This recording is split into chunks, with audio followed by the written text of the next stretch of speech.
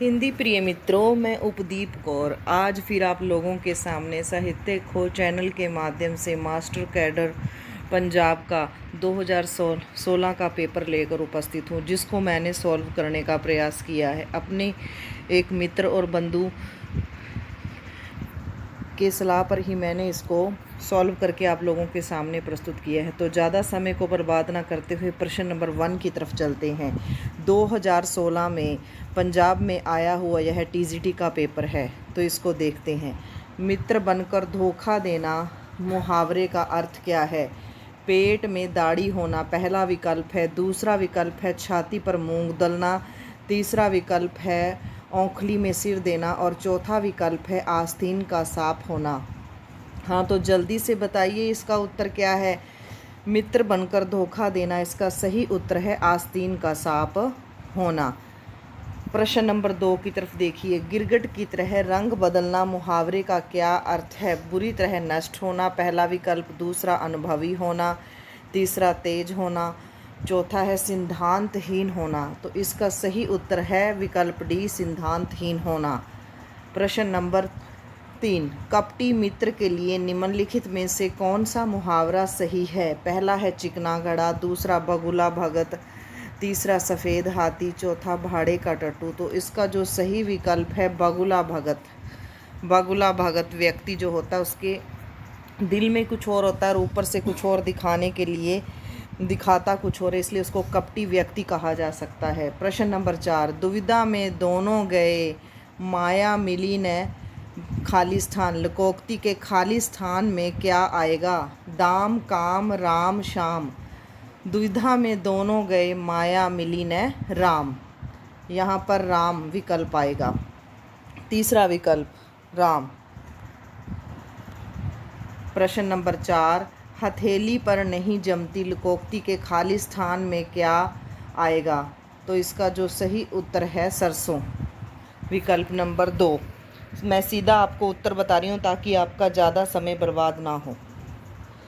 प्रत्यक्ष को प्रमाण की जरूरत नहीं पड़ती, अर्थ देने वाली लोकोक्ति कौन सी है?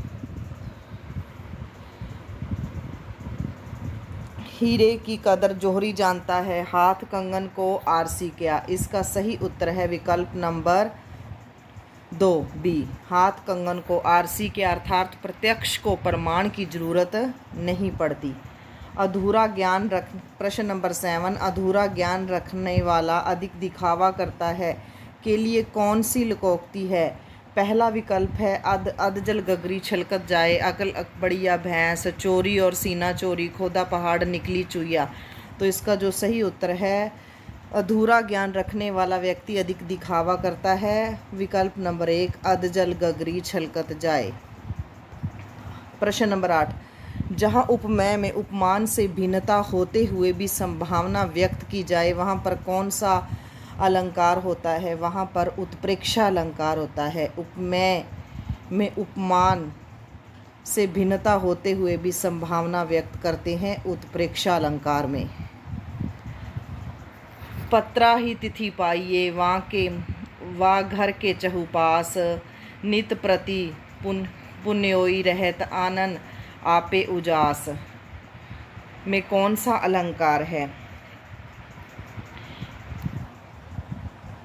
इसमें अतिशयोक्तिपूर्ण अलंकार है, क्योंकि इसमें नायिका के रूप सौंदर्य का वर्णन किया गया है कि नायिका का जो रूप है वो उसका इतना ज़्यादा प्रकाश हो रहा है कि उसके सामने चांदनी रात भी फीकी पड़ रही है, इसलिए इसका सही उत्तर विकल्प है सी, अतिशयोक्तिपूर्ण अलंकार। भक्तमाल के रचयिता कौन है? भक्तमाल के रचयिता नाभा दास हैं।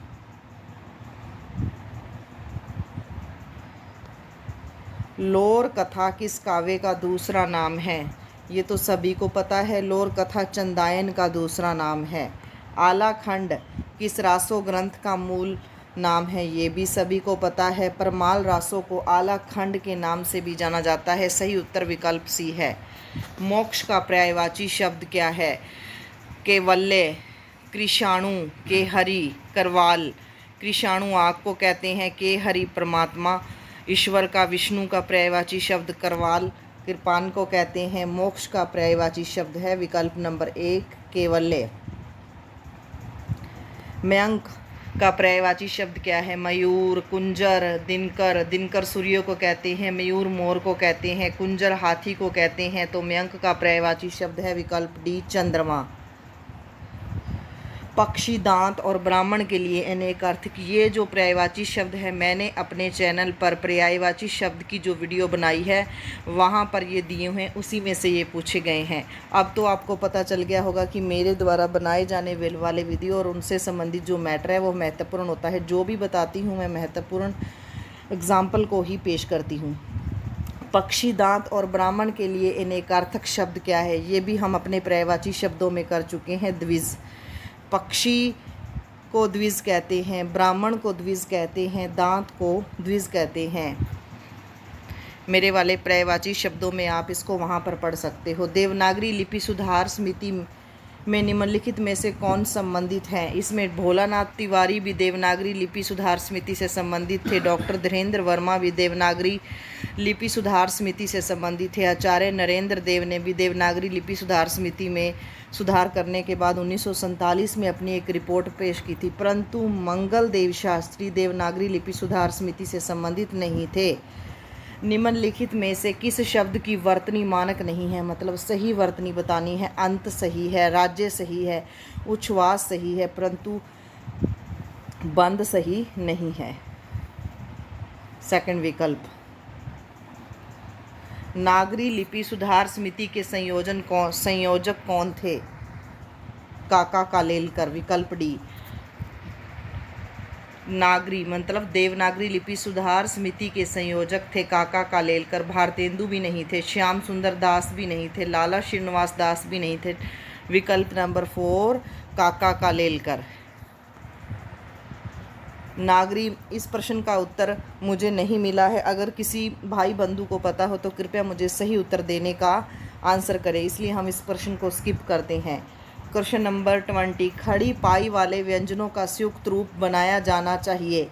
हलंत लगाकर, वर्ण की अंतिम रेखा कम करके, खड़ी पाई हटाकर, अनुस्वार लगाकर। इसका जो सही उत्तर है खड़ी पाई हटाकर।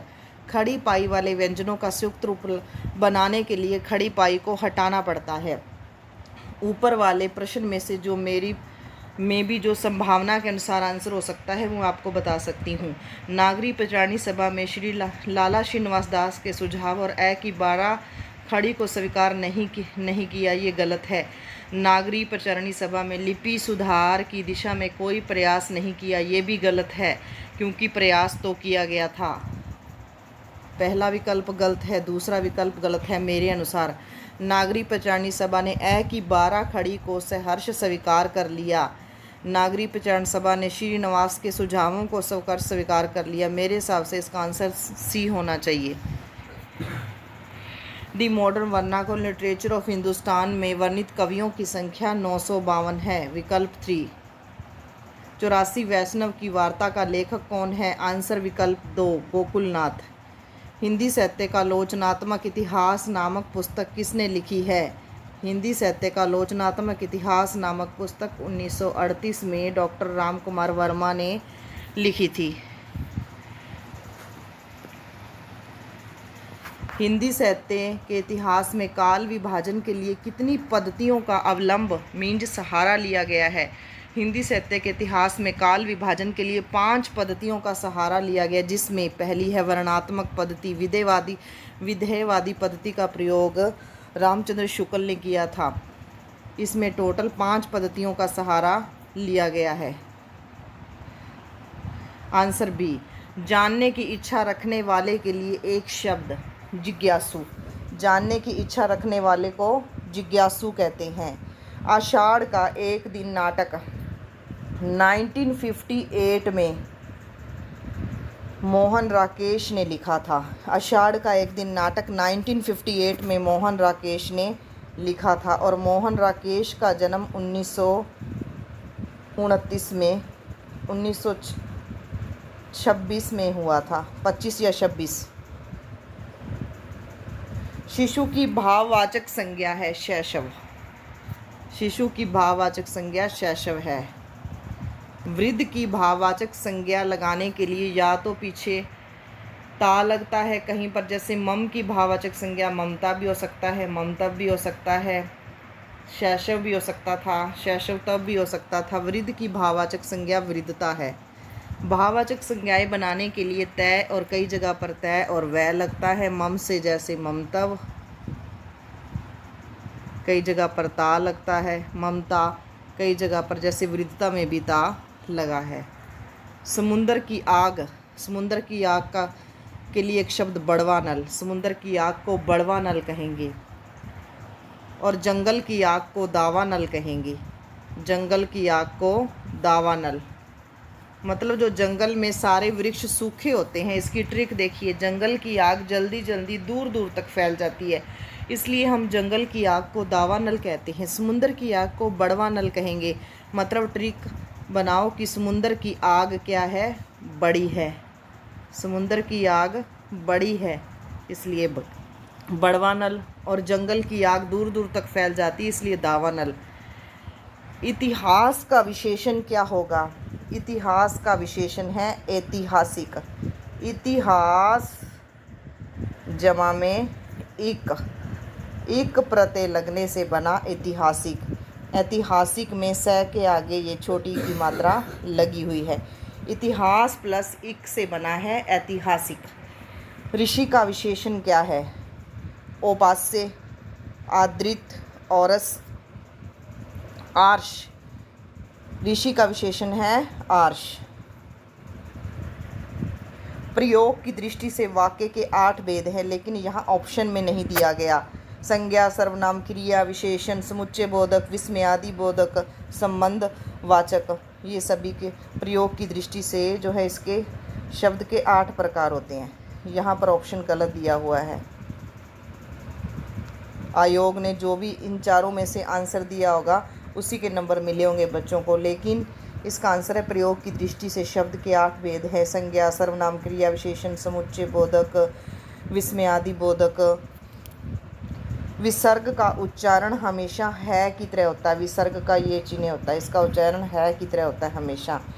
इसे अयोगवा भी कहते हैं, विसर्ग को अयोगवा। और हिंदी में टोटल जो है 2 विसर्ग हैं। हिंदी में कितने विसर्ग हैं? 2, अंग और अह। इन दोनों को विसर्ग भी कहते हैं और इनका उच्चारण है की तरह होता है। तो इसका सही आंसर है। उच्चारण स्थान के आधार पर लय और स वर्तस्य ध्वनियाँ हैं। कौन सा शब्द अलंकार है? टोटल 3 शब्द अलंकार हैं। अनुप्रास, यमक और श्लेष। अनुप्रास, यमक, श्लेष। इसमें देखो कौन सा ऑप्शन दिया हुआ है? इसमें दिया हुआ है यमक, इसलिए सही आंसर है यमक। अनुप्रास, यमक, श्लेष 3 शब्द अलंकार हैं। सुषुप्ति का मतलब क्या होता है? सुषुप्ति का मतलब होता है सोना, सो जाना। तो सोने का उल्टा क्या होता है? जागना। लेकिन अगर सोना पूछा होता तो हम जागना लिखते। यहाँ पर सुषुप्ति पूछा है तो उसका विलोम होगा जागरण। जब किसी व्यक्ति या वस्तु की अन्य व्यक्ति अथवा वस्तु के रूप, गुण, दशा संबंधी विशेषताओं से तुलना की जाए तो वहाँ पर तुलना वाला उपमा अलंकार होगा। तुलसीकृत रामचरितमानस की भाषा कौन सी है? ये तो सभी को पता है। रामचरितमानस की भाषा अवधी है और इसमें कितने कांड हैं? 7 कांड हैं। द्वैतवाद के प्रवर्तक कौन हैं? मध्वाचार्य, ये भी सभी को पता है। द्वैतवाद के प्रवर्तक मध्वाचार्य हैं। अर्क के अनेकार्थक शब्द, अर्क सूर्य को भी कहते हैं, आकाश को भी कहते हैं, कपड़े को भी कहते हैं। अर्क के अनेकार्थक शब्द हैं आकाश, कपड़ा, सूर्य। समरूपी भिन्नार्थक शब्दों में आदि और आदि का युग्म। आदि, पहला जो आदि है इसका मतलब होता है आरंभ या शुरू होना। दूसरा आदि, एडिक्टेड, जब हम किसी काम के आदी हो जाते हैं, अभ्यस्त हो जाते हैं, मतलब जैसे हम किसी काम को लगातार करते जाएं तो हमें उसमें प्रैक्टिस हो जाती है, उसको अभ्यस्त कहोगे। पहले आदि को आरंभ, किसी काम को शुरू करना। समरूपी भिन्नार्थक शब्द जलद और जलद, जिनके पीछे जय लगा होता है वो सारे कमल के पर्यायवाची शब्द होते हैं। जलज मीन्स कमल। जिन शब्दों के पीछे जय लगा होगा, ये सिर्फ एक ट्रिक है, वो कमल के जैसे पंकज, पंकज के पीछे जय है तो वो कमल का पर्यायवाची शब्द है। जलज के पीछे जय है तो वो कमल का पर्यायवाची। और जिन शब्दों के पीछे जय लगा होगा, पयोद, वो बादल के पर्यायवाची शब्द हैं। जिनके पीछे दै लगा है वो बादल के पर्यायवाची शब्द होंगे। दै वाले बादल, तो यहाँ पर बादल कहाँ पर है, ये रहा, और कमल और बादल, ऑप्शन नंबर 4। आचार्य शुक्ल ने रीतिकाल का आरंभ किस कवि से माना है? सामान्यतः तो रीतिकाल का आरंभ केशवदास से माना जाता है, लेकिन रामचंद्र शुक्ल ने अपने हिंदी साहित्य के इतिहास, जो कि उन्होंने 1929 में लिखा था, इस ग्रंथ में रीतिकाल का प्रारंभ चिंतामणि त्रिपाठी से माना है। और चिंतामणि का जन्म 1609 में हुआ था। बिहारी 15